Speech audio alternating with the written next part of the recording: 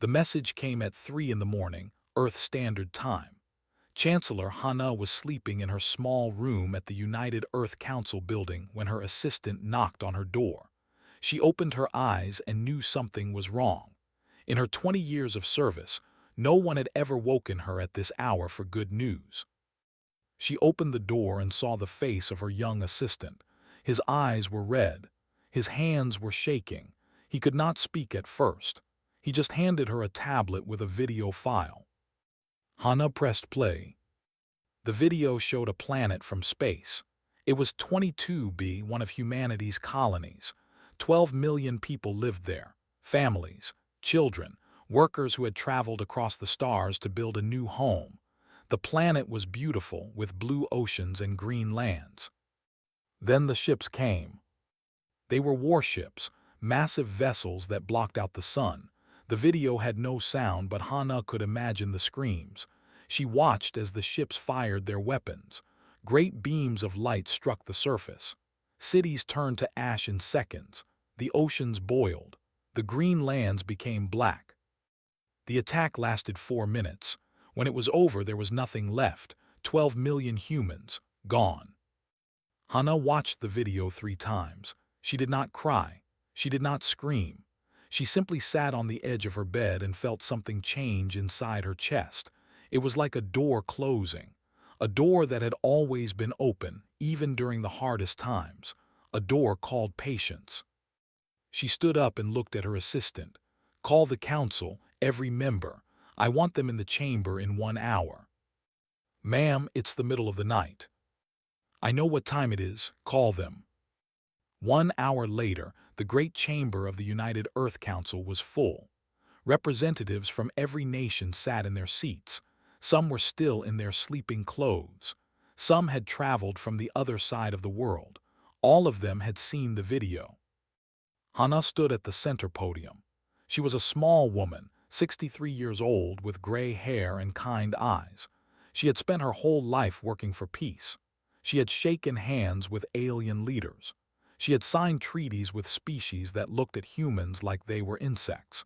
She had smiled and nodded and accepted insults because she believed in a better future. That woman was gone now. "You have all seen what happened," she said. Her voice was calm and clear. "The Dominion attacked our colony on 22B. They gave no warning. They made no demands. They simply killed 12 million of our people and flew away." The chamber was silent. No one moved. "I have contacted the Galactic Assembly," Hana continued. "I asked them for an emergency meeting. Do you know what they said? They said they would add it to next month's schedule. Next month. 12 million dead, and they want us to wait." A low sound moved through the chamber. Anger. "For 50 years we have been members of the galactic community. We have followed their rules. We have paid their taxes. We have accepted their laws, even when those laws treated us like second-class beings. We did this because we believed in peace. We believed that if we showed enough patience, enough kindness, they would finally accept us." Hana paused. She looked around the room at the faces of Earth's leaders. She saw the same thing in all of them, the same closed door. "I was wrong," she said. "We were all wrong. They will never accept us. To them, we are nothing. We are animals that somehow learned to build ships, and animals can be killed without consequence." She took a deep breath. "I am not asking for a vote. I am telling you what I have decided. As Chancellor of the United Earth Council, I am declaring war on the Dominion. We will not negotiate. We will not ask for help.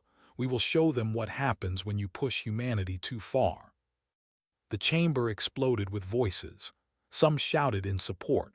Others called for caution. A few demanded more information. But Hana simply raised her hand, and slowly the noise died down. "I know what you are thinking. We are small. We are young. We have only been in space for 100 years. There have been conquering worlds for 10,000 years. How can we win?" She smiled then. It was not a happy smile. It was the smile of someone who knew a secret. "Let me tell you a story. When our ancestors lived in caves, there were animals much larger and stronger than them. Lions, Bears, wolves, these animals should have eaten us. They should have made us go away forever. But they did not. Do you know why? No one answered. Because humans do not know how to give up. When we are pushed, we push back. When we are hurt, we remember. When our families are threatened, we become something else, something that even we do not fully understand. Hannah reached into her pocket and pulled out a small device. This is a broadcast key. When I press this button, every species in the galaxy will receive a message that humanity has never sent before, a declaration of war. She looked around the room one more time. If anyone wants to stop me, speak now. No one spoke. Hannah pressed the button. 10,000 light-years away, the High Command received the message.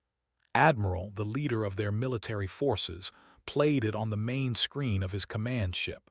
He watched the small human woman speak her words of war. When the message ended, he laughed. "Did you hear that?" he said to his officers.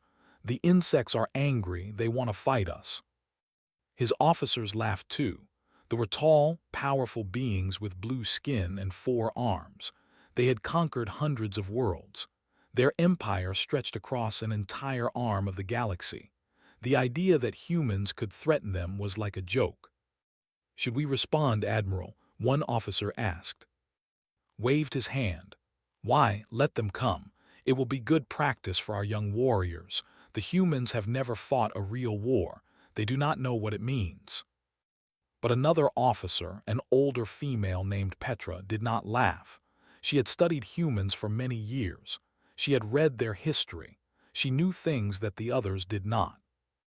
"Admiral," she said carefully, "I suggest we take this seriously." Looked at her with surprise. "Seriously? Petra, they are children. They have been in space for 1 century. We have been here for 10,000 years. "Yes, Admiral. But in their 1 century, they have grown faster than any species in recorded history. And before they came to space, they spent thousands of years fighting each other." "Fighting each other? What does that have to do with us?" Petra pulled up files on her tablet. They had 2 global wars in just 30 years. In these wars, they killed over 100 million of their own kind. They built weapons that could destroy entire cities in a single blast. They learned to split the atom just so they could kill more of themselves. The laughter stopped. The officers looked at each other. "They created weapons of such terrible power that they made rules to never use them again," Petra continued. "Not because they could not build them, but because they were afraid of what they might do. Admiral, these are not peaceful beings who learn to fight. These are warriors who learn to be peaceful. There is a difference." Was quiet for a moment, then he shook his head. "Old history, they are soft now. They have been following our rules for 50 years. They have forgotten how to fight." "Have they?" Petra asked. "Or have they been waiting?" In the council chamber on Earth, Admiral Ho stood before a screen showing the galaxy map. He was a large man with broad shoulders and a shaved head. He had served in the human fleet for 30 years. He had lost his wife and daughter on 22B. "This is our enemy," he said, pointing to the vast territory of the Dominion. "They control over 400 star systems. They have a fleet of 10,000 warships. Their soldiers number in the billions." The room was quiet. The numbers were terrifying. "And this is us." Ho pointed to the small cluster of systems that humanity controlled. 20 worlds, a fleet of 300 ships, soldiers numbering in the millions. "Some of you are wondering how we can win. The answer is simple. We cannot. Not in a traditional war. If we fight them the way they expect, we will lose. So we will not fight them that way." He pulled up new images, hidden stations, secret shipyards, weapons that had never been shown to the galaxy. For 50 years, while we smiled and nodded at their insults, we were building. We built ships in hidden places. We developed weapons they have never seen. We trained soldiers in ways of war that we swore we would never use again. The images showed massive warships, new designs, faster, stronger, and more deadly than anything the galaxy had ever seen. They think we are weak because we chose peace. They think we forgot how to fight. They are wrong. We did not forget. We just hoped we would never have to remember. Ho turned off the screen. His eyes were cold and hard. Now we remember, and they will wish they had never touched our people. Across the galaxy, other species watched the human broadcast with different reactions. Some laughed like some were confused. But a few, the oldest species who remembered ancient times, felt something they had not felt in thousands of years. Fear. The ambassador, a being so old that he had watched empires rise and fall, sent a message to his home world. It said only 4 words: "The boundary is broken." He knew what it meant.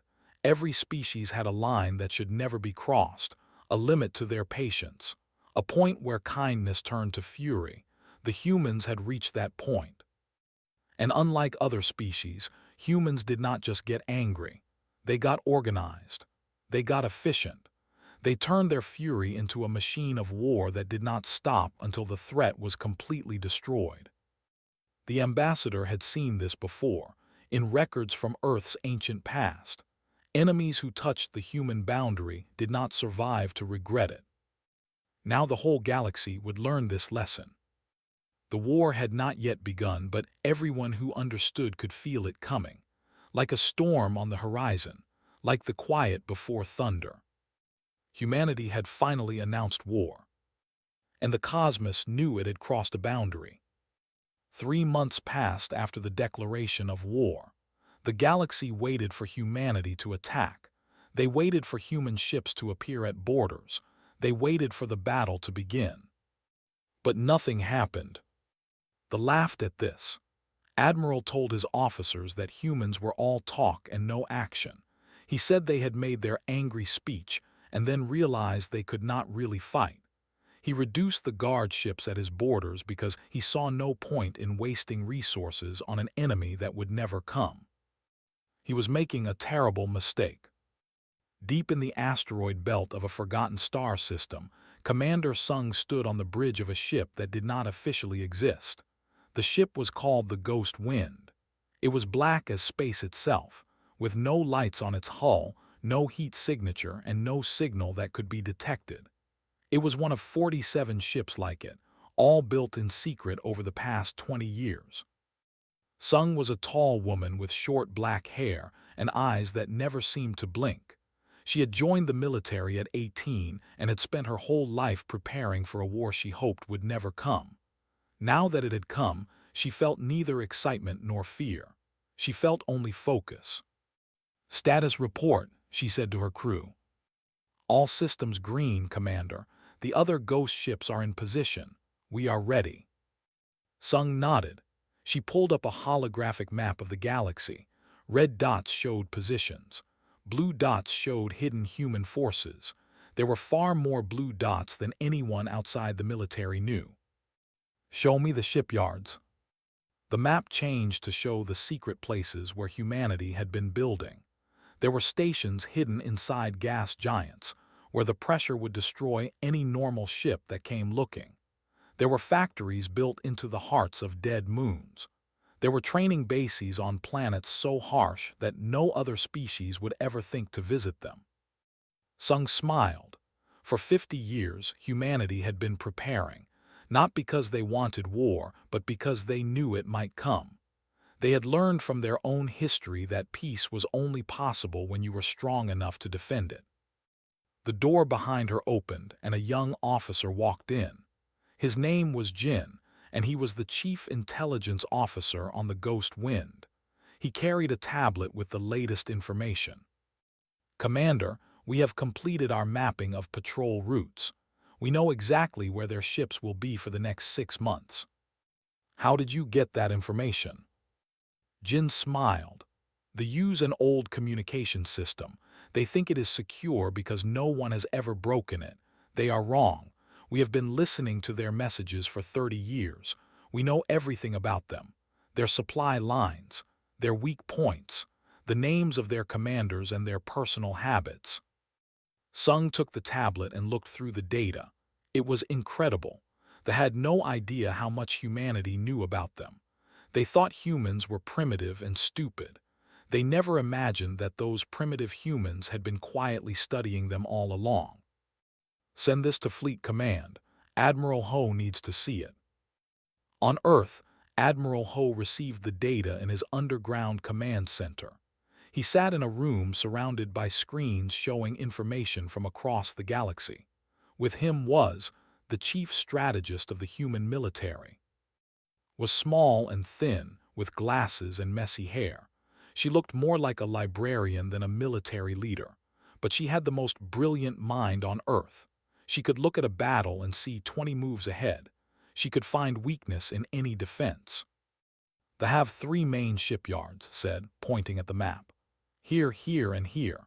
These shipyards build 60% of their new warships. If we destroy them, we cut their ability to replace losses by more than half. Ho studied the map. They will be heavily defended. Actually, no. That is what is interesting. They have become lazy. They have not fought a real war in 800 years. Their defenses are designed to stop pirates and small raiders, not a coordinated military strike. They think we will attack their border planets first. That is what they would do. Nodded, yes. They expect us to be like them, to move slowly, to take territory piece by piece. They do not understand that we are not interested in their territory. We are interested in ending this war as fast as possible. She pulled up a new image. It showed attack plans with precise timing. We hit all 3 shipyards at the same time. No warning, no build-up that they can see. One moment everything is quiet. The next moment their shipyards are gone. Ho was quiet for a long time. He knew what this meant. It meant thousands of deaths. Workers, engineers, soldiers who had families somewhere. Part of him still felt sad about that. But then he remembered the video of 22B, 12 million humans who had done nothing wrong, who had been killed for no reason. Do it, he said. While the human military prepared in secret, other things were happening across the galaxy. The ambassador, the ancient being who had warned his people about the broken boundary, was meeting with leaders from other species. They gathered on a neutral station in the space between empires. There were 7 species represented, all of them old and wise. They had watched younger races fight and die for millions of years. They knew things that others had forgotten. We must warn said the representative, a being made of living crystal. They do not understand what they have started. The ambassador shook his head. I already tried. Admiral laughed at me. He said humans are weak and will never attack. Then he is a fool. I have studied human history.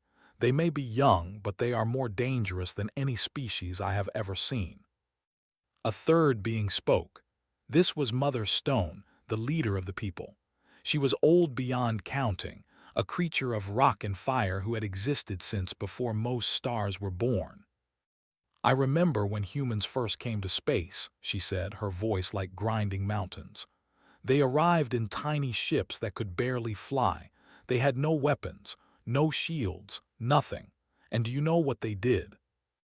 The others waited. They offered to trade. They offered friendship. They asked to learn. Every species they met, they approached with open hands. We all laughed at them. We called them naive. We thought they would be eaten by the first predator race they met. She paused, her rocky face showing something like sadness. But they survived. Every challenge, every insult, every attack, they survived. And more than that, they grew. In 100 years, they went from barely reaching their own moon to building ships that match our best. How is that possible? No one had an answer. I will tell you how, Mother Stone continued. It is because humans never stop. Other species reach a level and stay there. They become comfortable. They stop trying to improve. But humans never stop. They always want more. They always want better. Even when they have enough, they keep pushing. The ambassador nodded. And now they have given them a reason to push harder than ever before. a reason to use all that energy and drive for destruction instead of building. The killed children, the representative said quietly. Human children, that was their greatest mistake. I have read human history. When you hurt their children, they become something else, something that does not stop until the threat is completely gone. Mother Stone stood up, her massive body making the floor shake. We cannot stop what is coming. They chose their path when they attacked that colony. All we can do is stay out of the way and wait for it to end. Back on the Ghost Wind, Commander Sung was reviewing the final preparations when she received an unexpected message. It was from an alien ship, encrypted with codes that only a few beings in the galaxy knew. She opened the message. It was short. Commander Sung, we have never met, but I know who you are. I am Mother Stone of the I come to give you a gift. Attached to this message is the complete battle plan of the military. Every ship, every station, every weapon. I do not give this to you because I want humans to win. I give it because they crossed a line that should never be crossed. What happens next is justice. Sung stared at the message for a long time. Then she opened the attached files. The information was beyond anything they had gathered on their own. It showed everything, every secret, every weakness. She forwarded it to Admiral Ho with one note. We have friends we did not know about. On the Admiral was enjoying a celebration. It had been 3 months since the human declaration of war, and nothing had happened. He told everyone that he had been right.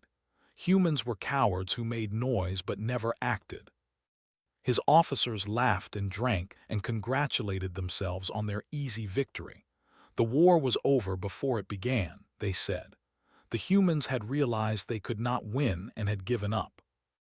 Only Petra, the older officer who had studied humans, did not celebrate. She sat in the corner, reading her tablet, checking reports from the border. Something is wrong, she said quietly, but no one heard her over the music and laughter. She had noticed something in the data. Human ships had disappeared from their usual patrol routes. Not just a few ships, all of them.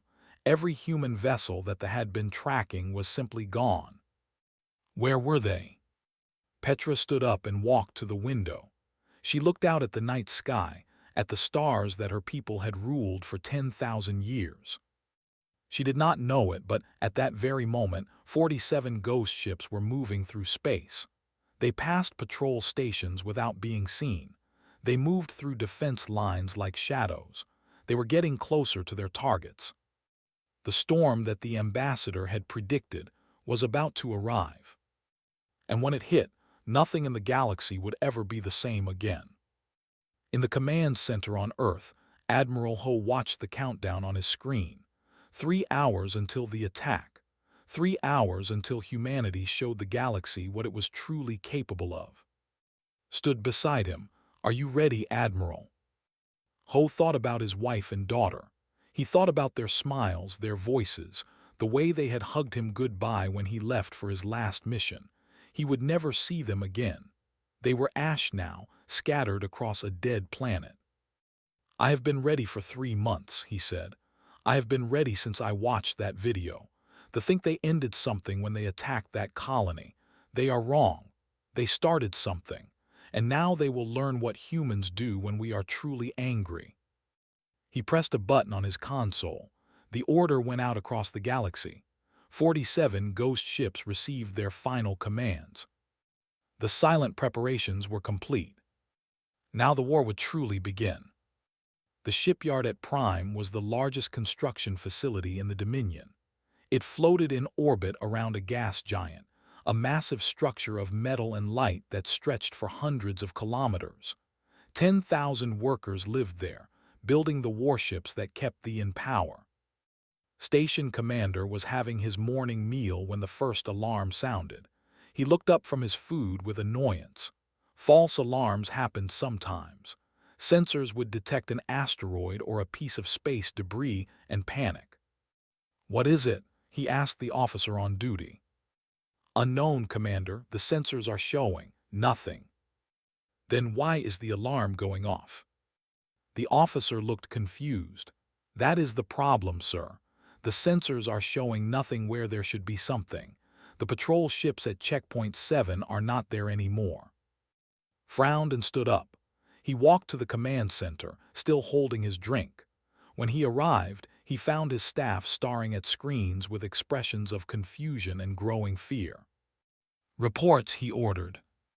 "Commander, we have lost contact with all patrol ships in Sector 3 and Sector 4 and Sector 5. The officer's voice was shaking. "Sir, we have lost contact with everything." Felt something cold in his stomach. He looked at the main screen. It showed the space around the shipyard. There should have been dozens of green dots representing ships. Instead, there was only darkness. Where are they? What happened to them? No one answered. No one knew. Then the screen flickered and new contacts appeared. Red dots. Human ships. They came out of nowhere, appearing in the middle of the formation like ghosts becoming solid. "How is that possible?" whispered. "They passed all our sensors. They were invisible." There was no time to understand. The human ships opened fire. Commander Sung watched from the bridge of the Ghost Wind as her fleet attacked. The ships around the shipyard tried to respond, but they were too slow. They had been designed to fight enemies they could see, enemies who followed the normal rules of war. Humans did not follow those rules. The ghost ships were fast and deadly. They hit their targets and disappeared before they could aim. They used weapons that the galaxy had never seen, missiles that could change direction in mid-flight, energy beams that cut through shields like they were paper, bombs that stuck to the hulls of ships and exploded only when the ship tried to move. In 3 minutes, the defense fleet was destroyed. "All ships focus on the shipyard," Sung ordered. "Destroy the construction bays first, then the weapons storage, then the fuel reserves." The attack was precise and efficient.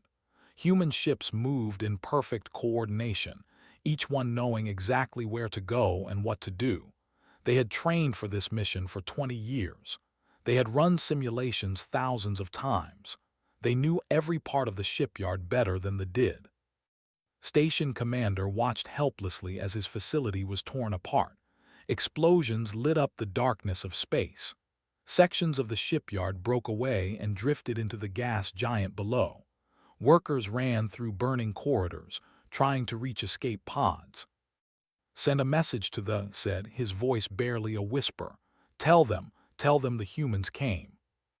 At the same moment, 2,000 light-years away, the second shipyard was also under attack. Captain 1 led this assault. He was younger than Commander Sung, only 35 years old, but he had already earned a reputation as one of humanity's best pilots. His ship, the Storm Crow, had destroyed more enemy vessels in training simulations than any other ship in the fleet. Now he was doing it for real. "Enemy ships at bearing 47, his weapons officer reported. "They are trying to form a defensive line." One smiled. It was not a kind smile. "They are following their training manuals. They expect us to attack the line head-on, try to break through with force. They do not know that we have read their manuals too." He gave new orders. His ship split into smaller groups, attacking from multiple angles at once. The line tried to adjust, but they were too slow. By the time they understood what was happening, one's ships were already behind them. "Fire all weapons." The line vanished in a wave of destruction. The third shipyard fell just as quickly. By the time the sun rose on all 3 major construction facilities were gone, destroyed in a single night by an enemy that was supposed to be weak and primitive. Admiral received the news while he was still celebrating from the night before. A young officer burst into his chambers with a message that made no sense. "Admiral, we have lost the shipyards, all 3 of them. They are gone." Laughed, he was still a little drunk. "That is not funny. Who told you to make such a terrible joke?" "It is not a joke, Admiral, look."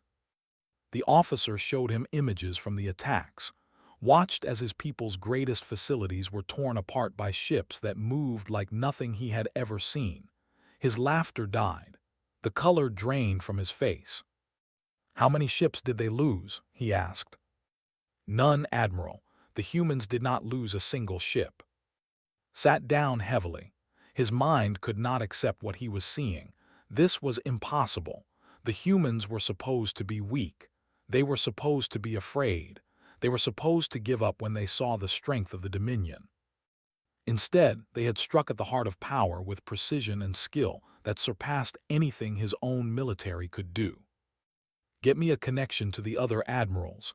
Now, we need to respond to this." But it was already too late for a simple response. The news of the human attack was spreading across the galaxy. Every species with access to information networks knew what had happened. The mighty Dominion, rulers of 400 star systems, had been struck by humans, and they had been helpless to stop it.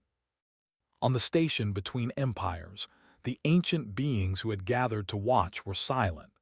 The ambassador stared at the reports with something like admiration.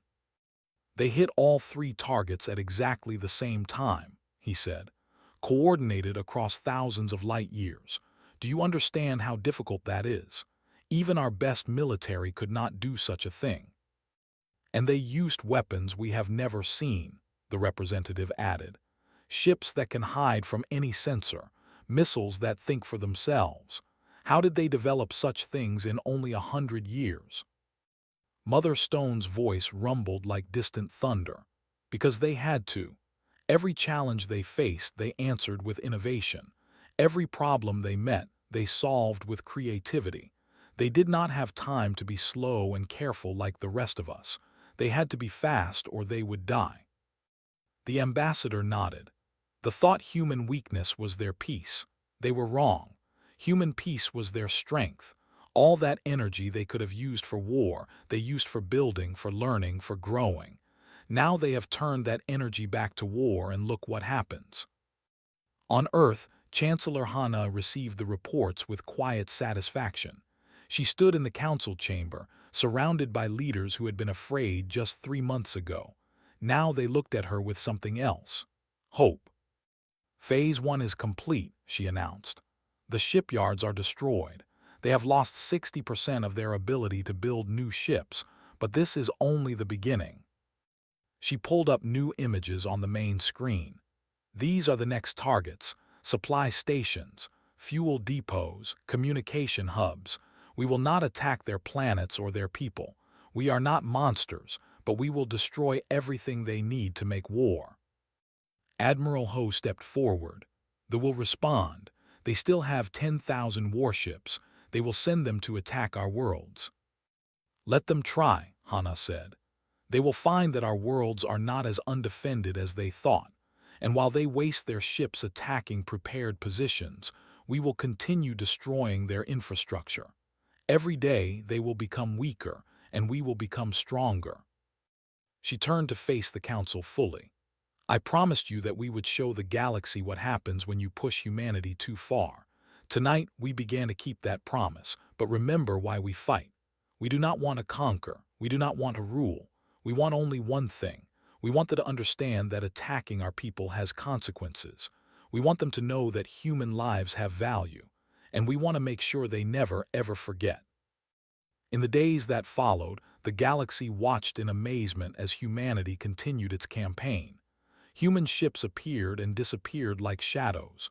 They struck without warning and left destruction behind. The sent fleets to hunt them, but the humans always seemed to know where the fleets were going. They avoided the traps and attacked somewhere else. Petra, the officer who had warned about humans, was finally getting the attention she deserved. Admiral called her to his command ship to ask for advice. "How are they doing this?" he demanded. "How do they know our movements?" Petra looked at him with tired eyes. "They have been watching us for 50 years, Admiral, listening to our messages, studying our tactics. They know us better than we know ourselves." "Then what do we do?" "I do not know. Everything in our military doctrine assumes that we are fighting an enemy with less information than us, an enemy who follows predictable patterns. Humans do not follow patterns. They adapt. They change. They do things that make no sense until after they work. Slammed his fist on the table. There must be something, some weakness we can use. Petra was quiet for a long moment. Then she said something that did not want to hear. Their weakness is also their strength, Admiral. They fight for emotion, not logic. They attack us because we hurt them. If we had left their colony alone, they would have stayed peaceful forever. But we did not, and now they are angry. And human anger does not fade. It burns until there is nothing left to burn. On the Ghost Wind, Commander Sung was preparing for the next phase of the war. Her ship had completed 3 successful attacks with no damage. Her crew was confident and ready. But Sung knew that war was never easy. They were learning. They were adapting. They were starting to develop counters to human tactics. The next phase would be harder. She looked at the stars through her window and thought about the people who had died on 22B, 12 million. It was a number so large it was hard to understand. 12 million stories that ended too soon. 12 million families destroyed. She had known some of them, friends from the academy, colleagues from past missions, a young pilot she had trained who had retired to the colony to start a family. All gone. Commander, her second officer said, we have new orders from Admiral Ho. Sung turned away from the window. What are they? We are to proceed to the border systems. Intelligence reports that they are gathering a large fleet for a counterattack. We are to observe and report. Sung nodded. The real war was about to begin. The opening strikes had been successful, but they were just the beginning. They would not give up easily. They would fight back with everything they had. And humanity would be ready. She looked at her crew, young men and women who had trained their whole lives for this moment. They were not afraid. They were determined. They carried the anger of 12 million dead in their hearts. Set course for the border, she ordered. It is time to show them that the first strike was not a lucky shot. It was a promise. The ships moved into formation and jumped to faster-than-light speed. They left nothing behind but empty space. The cosmos had seen the first strike. Now it would witness the full fury of humanity at war. The war had lasted 6 months. In that time, humanity had destroyed 47 stations, 300 supply ships, and over 2,000 warships. The Dominion, which had once seemed unbeatable, was bleeding from 1,000 wounds. And still the humans kept coming. On the Galactic Assembly Station, representatives from dozens of species gathered for an emergency meeting. The Great Hall was filled with beings of every shape and size. Some floated in the air. Some crawled on many legs. Some existed as nothing more than patterns of light. All of them were worried. The ambassador stood at the center podium. His name was Lord, and he had spent his whole career believing in the power of the Dominion. Now he looked tired and afraid. We call upon our allies to honor their treaties, he said. The humans have attacked us without reason. They are a threat to all civilized species. We must stand together against them. A long silence followed. The other ambassadors looked at each other, but no one spoke. Finally, the representative from the collective stepped forward. They were a peaceful species of traders who had worked with them for centuries. Lord, I must speak honestly. The humans did not attack without reason. You destroyed their colony. You killed 12 million of their people, children among them. What did you expect them to do? His face turned dark with anger. They were building too close to our territory. They were a potential threat. A potential threat, the representative made a sound of disbelief. They were farmers and families. They had no weapons. They posed no danger to anyone. You killed them because you could, not because you had to. Another ambassador spoke up. This was the leader of a species known for their wisdom and fairness. I have reviewed the records of the attack on 22B. The fleet could have simply warned the humans to leave. They could have forced them to move without killing anyone. Instead, they chose to destroy everything. This was not defense. This was murder. More voices joined in. Species that had been silent for centuries suddenly had opinions. They spoke of them with anger and disgust. They called the attack on 22B a crime against all decent beings. Lord tried to respond, but no one listened. One by one, the allied species announced that they were withdrawing from their treaties with the Dominion. They would not fight against the humans. They would not help thee in any way. When the meeting ended, the Dominion stood alone. Far from the political halls, the war continued. On the border world of Minor, a battle was raging that would become famous across the galaxy. Pilot Ho sat in the cockpit of his fighter, dodging enemy fire with moves that seemed impossible. He was 26 years old, small and thin, with a quiet smile that made people underestimate him. They stopped underestimating him after they saw him fly. 3 more coming from above, his wingman reported. Ho pulled his ship into a tight spin, letting the enemy missiles pass by just meters away. Then he reversed direction and fired his own weapons. 2 of the enemy ships exploded. The third tried to run. Not today, Ho whispered and chased it down. On the surface of Minor, Medic Bai was working in a field hospital. She was 30 years old, with kind eyes and hands that never shook, no matter how terrible the wounds she had to treat. The hospital was in a building that had once been a school. Now it was filled with injured soldiers, both human and. Bai did not care which species her patients belonged to. She treated everyone the same. A young soldier was brought to her table. He was barely an adult, his blue skin pale from blood loss. His eyes were filled with fear. "Please," he whispered, "I do not want to die." Bai touched his face gently. "You will not die, I will not let you." She worked for 3 hours to save him. When she was finished, the young looked at her with confusion. "Why did you help me? I am your enemy." Bai smiled sadly. "You are a scared boy far from home. That makes you my patient, not my enemy. War is between governments and armies. It should not be between healers and the wounded." Stories like this spread across the galaxy. Images of Ho's impossible flying. Videos of Bai treating enemy soldiers with the same care she gave her own people. The galaxy saw that humans were not monsters. They were not mindless killers seeking revenge.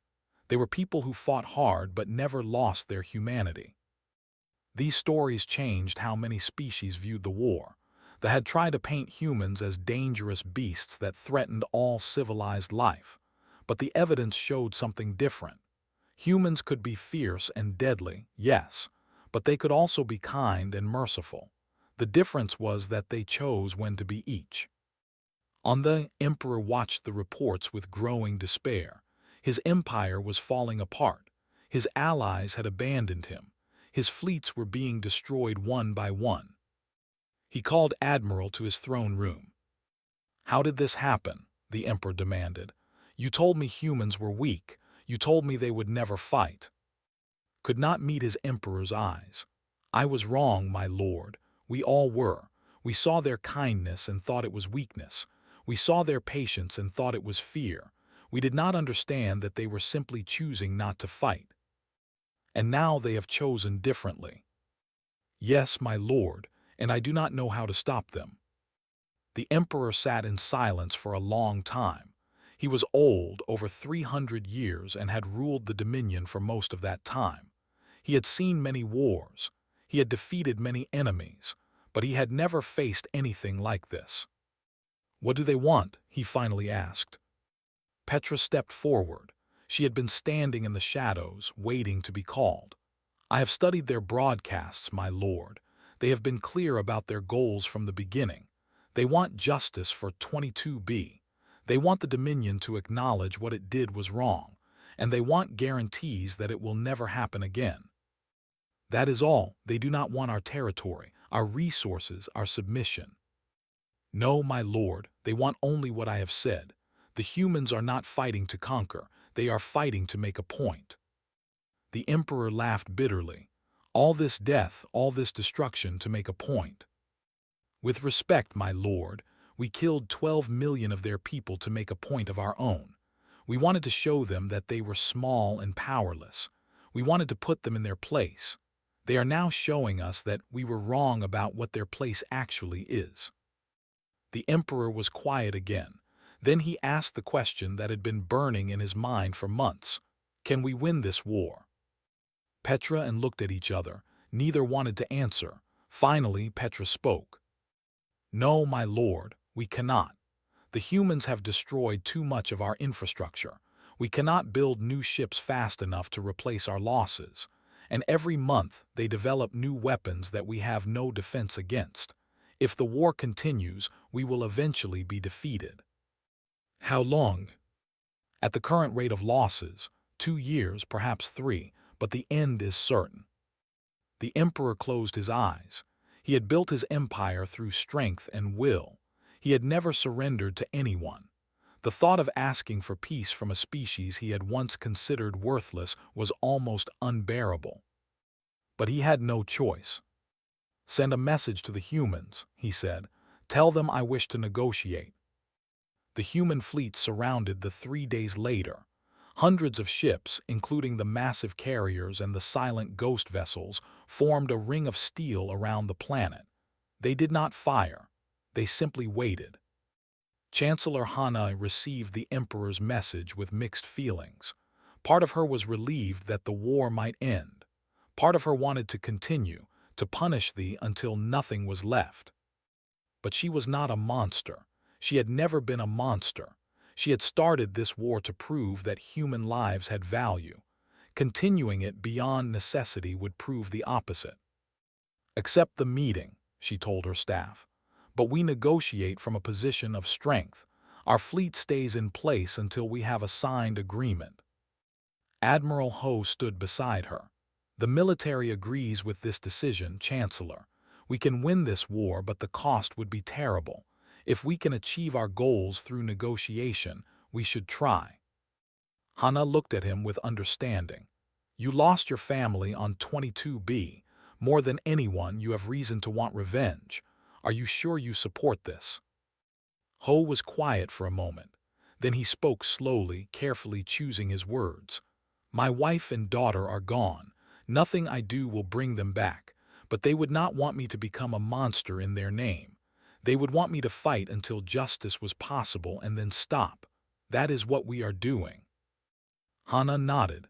She had always respected Ho, but now she respected him even more. It took great strength to seek peace after such loss. The negotiation took place on a neutral station. Chancellor Hana sat across from Emperor, surrounded by advisors and guards from both sides. The tension in the room was thick enough to cut. "You have come a long way, human," the Emperor said. His voice was cold but respectful. "6 months ago you were nothing. Now you sit before me as an equal." "We were never nothing," Hana replied. "You simply did not see us clearly. Your mistake was understandable. Many species have made it. Few have survived making it." The Emperor's eyes narrowed. "Is that a threat?" "No, it is a fact. We did not ask for this war. We did not want it. We spent 50 years trying to be good members of the galactic community. We followed your rules. We accepted your insults. We hoped that patience would earn us respect." She leaned forward. "Then you destroyed 22B. You killed 12 million of our people for no reason except to show that you could. You thought you were teaching us our place. Instead, you taught us that patience has limits." The Emperor had no response to this. He knew it was true. "What do you want?" he asked. Hana pulled out a document and placed it on the table. First, a formal acknowledgement that the attack on 22B was a crime, not a military action, not a defensive measure, a crime. The Emperor's face tightened, but he nodded slowly. Second, compensation for the families of those who died. The Dominion will pay for the rebuilding of human infrastructure. The exact amount will be determined by a neutral party. Another difficult nod. Third, a non-aggression treaty. The Dominion will never attack human territory again. Any violation will be considered an act of war with no possibility of negotiation. And fourth, the Emperor asked, seeing that Hana had more to say. Fourth, and this is the most important, the galaxy must know what happened here. The full story. The unprovoked attack. The human response. The defeat. Every species must see that attacking innocent people has consequences. That is the only way to prevent this from happening again. The Emperor stared at her for a long moment. Accepting these terms would humiliate his empire in front of the entire galaxy. The Dominion would be seen as villains who were defeated by a younger, smaller species. But the alternative was worse. The alternative was complete destruction. "I accept your terms," he said. The war was over. On Earth, people celebrated in the streets. On human colonies across the galaxy, cheers echoed through the night. After 6 months of fear and loss and sacrifice, there was finally peace. But Chancellor Hana did not celebrate. She stood alone in her office, looking at the stars through her window. She thought about the cost of what they had achieved, the ships lost, the soldiers killed, the wounds that would never fully heal. They had won, but victory always came at a price. She hoped that the price was worth it. She hoped that the galaxy had learned its lesson. She hoped that no species would ever be foolish enough to cross humanity's boundary again. Only time would tell if that hope was justified. 1 year after the war ended, the galaxy gathered for the signing of the new accord. It was the largest diplomatic event in recorded history. Representatives from over 200 species came to witness the moment when the rules of galactic civilization would change forever. The signing took place on a station built specifically for this purpose. It floated in neutral space, far from any empire's territory. The station was called Hope's Light, a name chosen by the humans who had proposed its construction. Chancellor Hana stood at the main podium, looking out at the sea of alien faces before her. She was older now, her hair completely gray, her face marked by the stress of the past 2 years. But her eyes were still sharp and clear. "Thank you all for coming," she said, her voice carried to every corner of the great hall by invisible speakers. "I know that many of you traveled far to be here. I know that some of you still have doubts about what we are trying to do. But I believe this is the most important moment in galactic history since the first species reached the stars." She paused, letting her words settle. For millions of years, the galaxy has operated on a simple principle. The strong take what they want. The weak suffer what they must. This principle has led to countless wars, countless deaths, countless civilizations destroyed before they could reach their potential. Hana looked directly at the section, where Emperor sat with his advisors. The Emperor met her gaze without flinching. 1 year ago, the Dominion decided to remind humanity of this principle. They destroyed one of our colonies. They killed 12 million innocent people. They expected us to accept this loss and move on, as so many weaker species have done throughout history. A murmur passed through the crowd. Everyone knew what had happened next. Instead, we fought back. We showed the galaxy that humans do not accept injustice. We proved that our kindness was not weakness but a choice. And we won. Not because we were stronger than them, but because we refused to accept that strength was the only thing that mattered. Hana held up a document. It was the new accord, a treaty that would reshape galactic civilization. This accord establishes new rules for all species. First, the unprovoked attack on any species' civilian population is now considered a crime against the galaxy itself. Any species that commits such a crime will face unified opposition from all signatories. She turned the page. Second, all disputes between species must first be submitted to the Galactic Court for mediation. Military action is permitted only after peaceful resolution has been attempted and failed. Another page. Third, all species have the right to exist and develop without interference. Larger species may not demand tribute, territory, or submission from smaller species simply because they have the power to do so. She set the document down. These rules may seem simple. Some of you may think they are naive, but they represent something important. They represent the idea that civilization means something. That being advanced means more than having big ships and powerful weapons. That true strength is the ability to choose peace even when you could choose war. The ambassador rose from his seat. He was the oldest being in the room, his body flickering with ancient energy. "I wish to speak," he said, his voice carrying the weight of millions of years. Hana nodded and stepped aside. The move to the podium. He looked out at the gathered species with eyes that had seen empires rise and fall. "I have lived for a very long time," he said. "I remember when the first species built their first ships and ventured into the darkness between stars. I remember the wars that followed, the extinctions, the long periods of peace that always ended in more violence." He turned to look at the human delegation. "In all that time, I have never seen anything like what these beings have done. When they were attacked, they had every reason to respond with total destruction. The galaxy would have understood. Most species would have done exactly that." His voice grew softer, almost wondering. "Instead, they fought with purpose but not cruelty. They destroyed military targets but spared civilians. They accepted surrender when it was offered. And when the war was won, they did not demand territory or slaves or tribute. They asked only for justice and a promise that such attacks would never happen again." They turned back to face the crowd. "This is not how empires behave. This is not how conquerors act. The humans had the power to reshape the galaxy in their image, and they chose not to use it. They chose instead to create something better, something that protects everyone, not just the strong." He bowed his ancient head. "For this reason, I support the new accord, and I call upon all species here to do the same." One by one, the representatives of the gathered species stood and announced their support.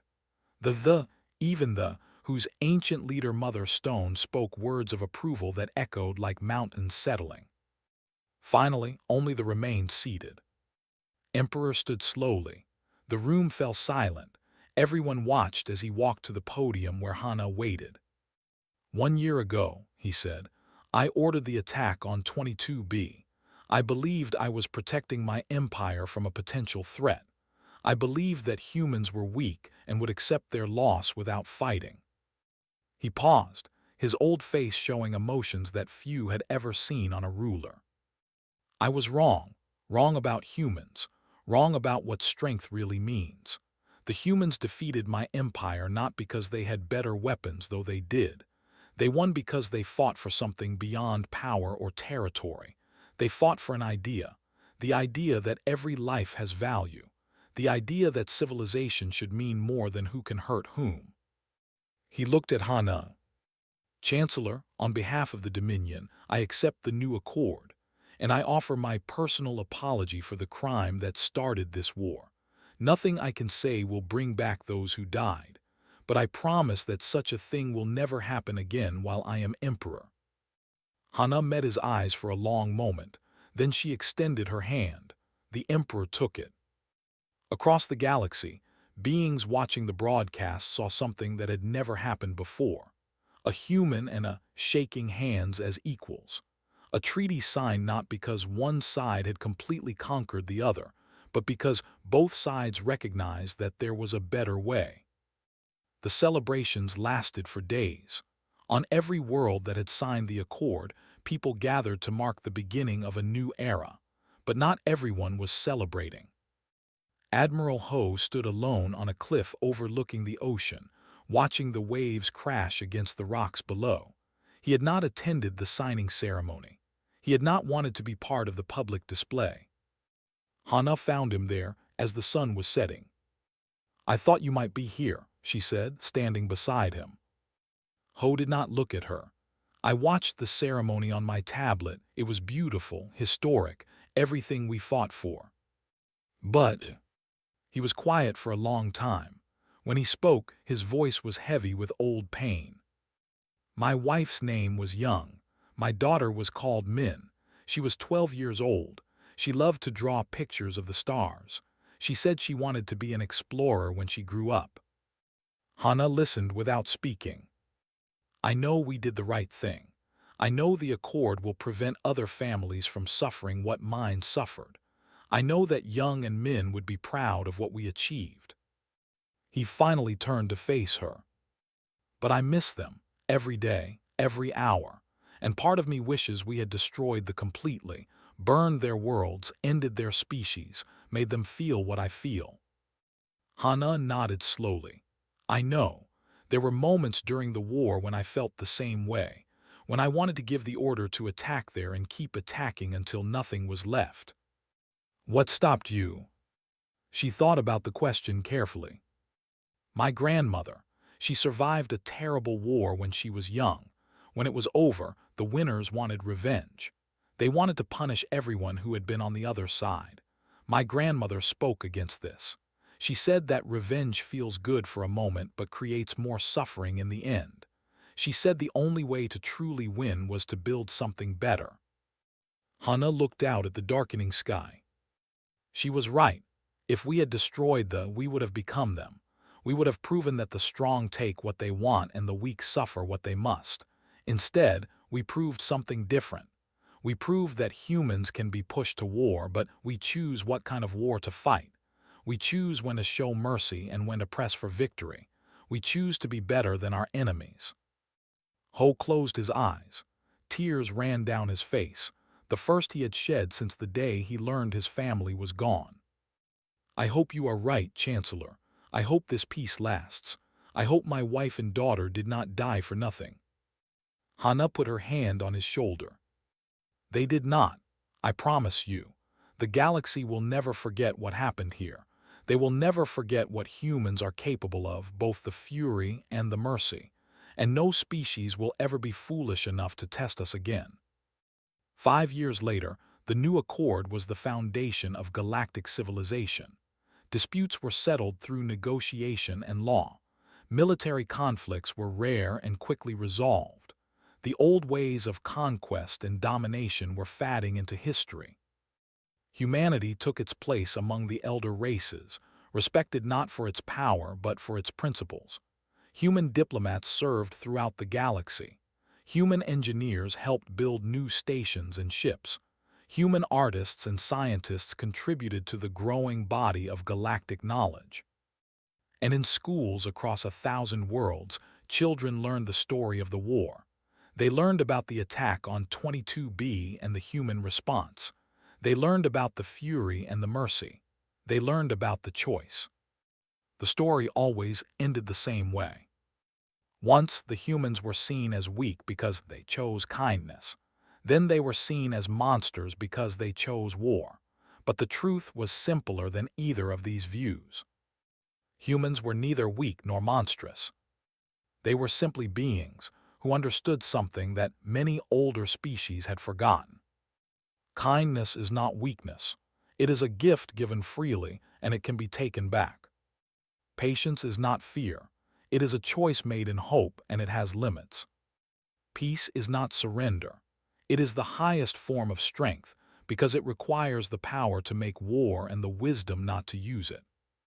The humans had shown the galaxy all of these truths, and the cosmos had learned its lesson.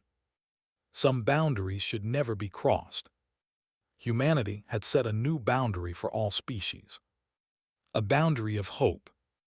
A boundary of justice. A boundary that said every life matters, and those who forget this truth will face the consequences. The war was over. The new order had begun. And the stars themselves seemed to shine brighter, as if the universe itself approved of what had been built from so much suffering.